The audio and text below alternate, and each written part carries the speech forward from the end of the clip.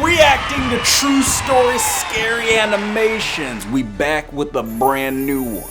You guys already know. Boy, you better get that out of here. Let's do it. This is not a drill. We about to watch some true story scary animations. Go ahead, get your snacks. Go ahead, get your drinks. Get your popcorn and candy and soda and juice, peanuts and chocolate and whatever you can find in the kitchen. Grab it as fast as you can. Get your blankets, man. Gotta get it all. Get ready, get comfortable, cause it's gonna be a good one. And everybody, please just do me a favor. If you enjoy these videos, click the subscribe button. It's right down below. Just do it now. And if you enjoy the videos, then smack that like button. And gotta give a shout out to MJV Animations. They're the ones that made these amazing animations we're about to watch. Just click that link down below, check them out. And let's go ahead and check these out. Woo-hoo-hoo, I'm nervous. Okay, everybody get it together. Okay, all right, here we go. In my freshman year of college, I visited home a week before Halloween.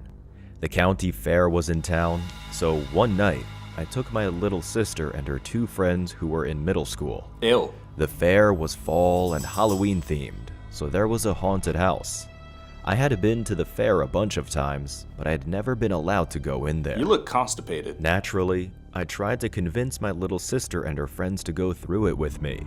They were too scared by all the bloody, psycho-looking actors lurking outside. Heck no. So, I had to go along with them on all the same boring rides until eventually, they got hungry. I was the only one with money, so I was able to convince them to go through the haunted house with me by promising to buy them all whatever food they wanted afterwards. We got in line together, and I was immediately feeling the unsettling vibes of the haunted house. Don't do it. I couldn't help but feel like all the scare actors were staring at me, but my little sister and her friends were already terrified, so I hid the fact that I was uncomfortable. It took us about 20 minutes of waiting for everyone to go in one by one. But then, when we reached the front, the girls wanted to back out. However, I managed to make a deal with the girl that was letting people through that I would go in first and then come back around to prove it was okay. Nope. And whoever was behind them could go through ahead of them until they were ready. After settling things, I entered the haunted house alone, finding myself lost in a dark, claustrophobic maze of narrow hallways filled with fake smoke. The only lighting came from the obvious spots where some guy with a chainsaw or machete would jump out. It's the back I got rooms. scared once or twice, but it wasn't that bad as the actors would usher me forward right after. Then, as I was going down the longest stretch of hallway, I was suddenly shoved from my right. I was caught off guard and tumbled to my left, collapsing to the floor just as a door slammed shut. I was sealed off in total darkness. I wasn't sure if this was still part of the experience. It's not. So I quietly asked if anyone was there. A voice that sounded like an old woman asked in reply, "Can I borrow your shirt?" I freaked out and instantly got back on my feet. I reached for my phone to use the flashlight, but when I looked around, I realized I was in a tiny storage room filled with nothing but mannequins. They were all pointed to look at me in the center of the room. Oh, and bro. Half of them were wearing costumes like the scare actors, while the rest were completely bare. I couldn't see the exit or the woman, so I shouted at her to show herself. That's when she said, audibly smiling, "Check your eyes, dear. I'm right here." I snapped around to look at where the voice came from. She stood among the mannequins, as pale as their plastic skin, but wrinkled and sagging. She wore nothing on the top half of her body but a lacy red bra. I asked her who she was, but as I was speaking to her, the door behind me quickly opened and shut again. Get out of I there! turned around again to look in that direction, unable to see anything as the woman kept talking to me. She said, "My son says I should cover up because I'm too old, but you, on the other hand." I knew I was no longer alone in the room with this woman. Oh, you're There screwed. could have been any number of people lurking behind the mannequins, but my phone's flashlight was too useless to reveal them no matter how much I spun around looking. Finally, however, I was able to find the door I had fallen through. Just as I heard the first footsteps around me, I screamed and ran for it. I managed to get the door open with my left hand, but somebody grabbed my other wrist and started to pry my phone away. I turned to them and kicked as hard as I could. They staggered back, but in my rush to claw my way out through the door, I dropped my phone. Oh, you I dummy. didn't have time to care. I just ran. Right outside the door, I collided straight into someone. We scared the shit out of each other before I realized he was just a regular person going through the haunted house. But I didn't linger. I shoved him out of the way and started sprinting back to the front. The actors kept yelling at me to stop going the wrong way, but I ignored them all. Finally, I came out the front entrance and started yelling at the attendant that something was horribly wrong. Sadly, she just looked at me like I was crazy. I realized everyone was gawking at me, trying to hold back their laughter as they thought I'd gone hysterical after getting scared by the haunted house. Then, I noticed my sister and her friends were gone. I shook the attendant until she told me that one of the actors had scared them off. Then I went looking for them frantically. I was scared to death they had been grabbed by the same people. Yeah. Then I found them at a food truck. I asked them what they were doing there, and they said the man inside was giving them free churros. I could tell by the smile on that creepy old sicko's face that there was something sinister going on with him too. So I ripped them all away and took them home. They complained the whole way, but I wasn't going to risk being there for another second. To this day, nobody fully believes me when I tell them what happened that night. Even I sometimes catch myself wondering if the whole thing really happened the way I remember it, but I know better. That fair group is full of creeps who come to town to prey on women and girls, like that perverted old woman and her psychotic son, and that man in the food truck luring them in with free treats. The rest of the employees are just enablers who work to isolate the victims and turn a blind eye to what happens to them. No! Okay, I'm not going to any carnivals or creepy scare houses anytime soon. You guys better stay with the group, get your friends, and stick by them no matter what. Now stick by me. Don't go anywhere, okay? All right, let's watch another one. When I was growing up, me and my brother Carter spent a week at our grandparents' farm every summer. Y'all run One weird. of those farms in the middle of nowhere, with endless fields of corn and a rickety old barn filled with hay. I was 11 and Carter was 13, which meant he was always trying to act tough. Our grandparents were old school and believed strongly in hard work and an early bedtime. The first few days were kind of fun. We explored the farm and jumped around in the piles of hay in the barn. But boredom hit hard by midweek. That's when Carter got the idea to sneak out at night and walk to the gas station a couple of miles down the road to grab snacks. It was a dumb idea, and I knew it. Grandpa had told us not to wander off the property after dark, but Carter had that nothing bad ever happens attitude that always got us into trouble. And, like an idiot, I went along with it. We waited until the house was quiet, and we were sure our grandparents were asleep. Carter grabbed a flashlight, and we slipped out the back door, careful not to let it bang shut. The cool night air hit me, and for a moment, I thought about turning back. But Carter was already heading down the dirt path, so I followed. Dang it, Carter. The moon was bright enough to fill up the fields on either side of the path. Rows of corn stretched endlessly, their tall stalks swaying in the breeze. About halfway down the road, we passed one of Grandpa's scarecrows. It stood in the middle of the cornfield, backlit by the moon, its burlap sack head and straw-stuffed body casting a shadow over the path. It looked like it had fallen off the cross it hung on and was balancing on its feet. I said it looked kinda creepy, and Carter laughed at me. He said he wasn't scared of a stupid scarecrow. A little farther down, Carter froze, and I bumped into him. I called him a jerk, but he didn't respond. He pointed toward another scarecrow, but this one wasn't like the others. It was shorter, more squat, and there was someone standing next to it. At first, I thought it was Grandpa, maybe checking on the fields, but I realized it wasn't him. It was a woman. She was old, with gray, greasy hair that clung to her face. She wore a tattered dress that looked like it hadn't been washed in decades. Her back was to us, and she was muttering something under her breath. Ew. Her hands were on the scarecrow, stroking its burlap head like it was alive. My legs went weak. I begged my brother to turn back. Carter didn't move. He stared at the woman, his jaw clenched. He told me to stop being such a scaredy cat and that he was going to get snacks no matter what. Dang. He took one step forward, and the woman suddenly stopped muttering. Her head tilted slightly, like she'd heard us. I held my breath, hoping she'd stay focused on the scarecrow. But then, her head snapped towards us. Her face was pale and wrinkled, her eyes sunken and dark. Her mouth twisted into a wide smile, showing gums where her teeth should have been. Ew. She let out a cackling laugh that made my stomach drop. Then, she started running at us. Run, man! Carter let out a high-pitched scream and spun around. We bolted down the path, the flashlight bouncing wildly in Carter's hand.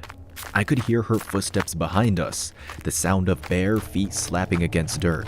Ugh. I didn't dare look back. My chest burned and my legs felt like jelly, but fear kept me moving. We reached the house, and Carter fumbled with the back door. His hands were shaking so badly he could barely grip the handle. Come on, Carter. I kept glancing over my shoulder, expecting to see her right behind us. But when I finally looked, she wasn't there. The fields were empty. Carter yanked the door open, and we stumbled inside, slamming it shut behind us. We stood there, gasping for air, listening for any sign of her outside. But all we could hear was the hum of the old refrigerator in the kitchen.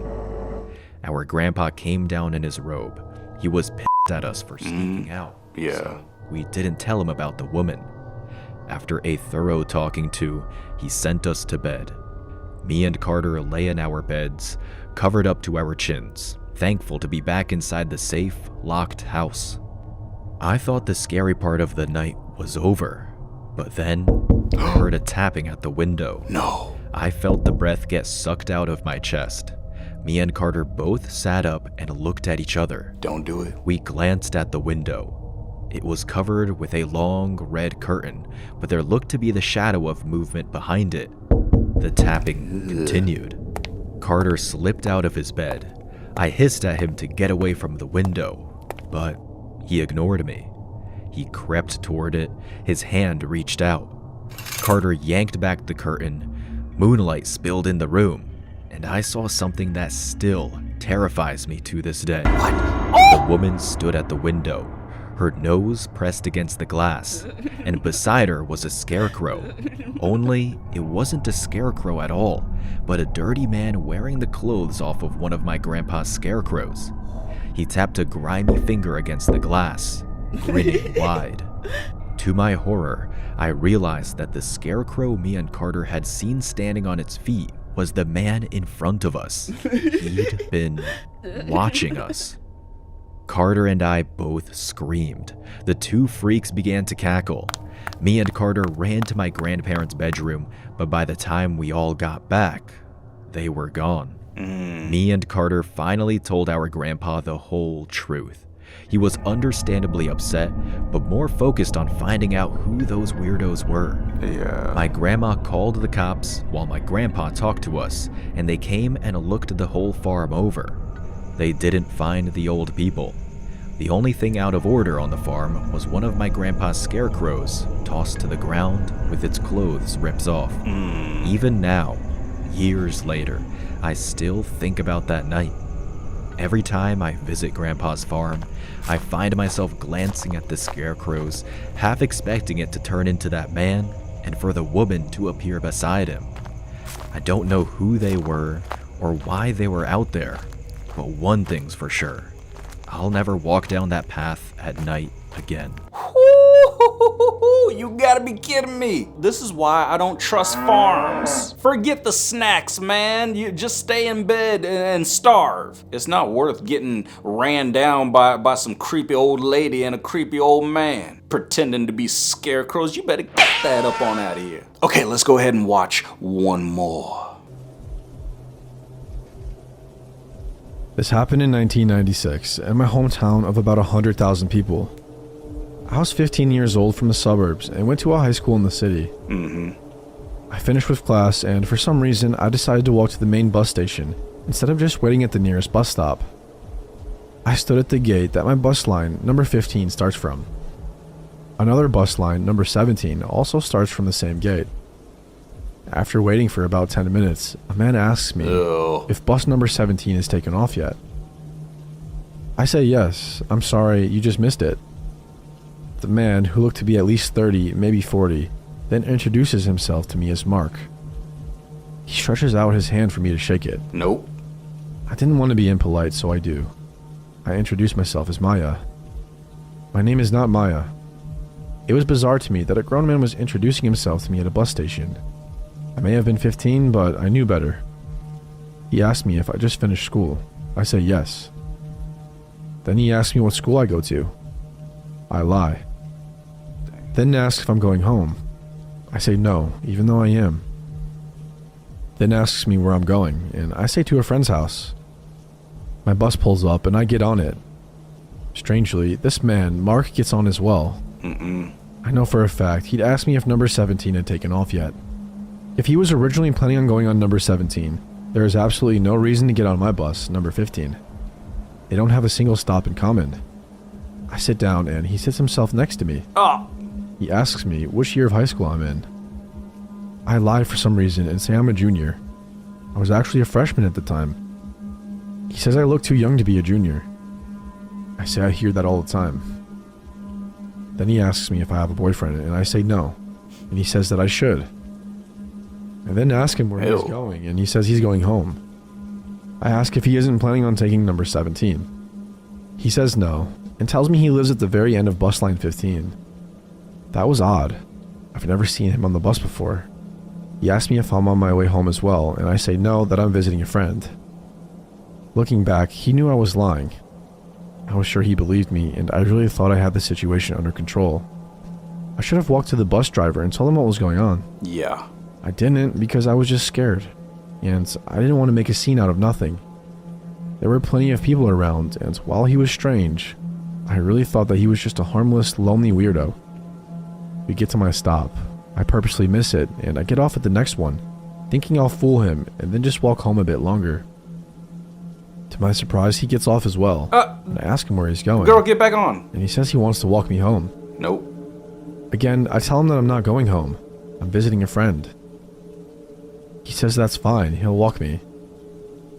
I say he really doesn't need to, and in a stern, irritated tone, he tells me to shut up and walk. There was no one on the street now.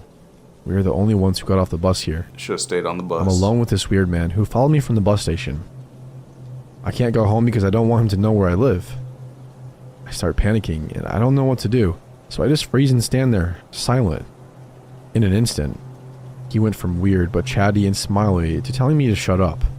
And I went from feeling in control to knowing I really f***ed up.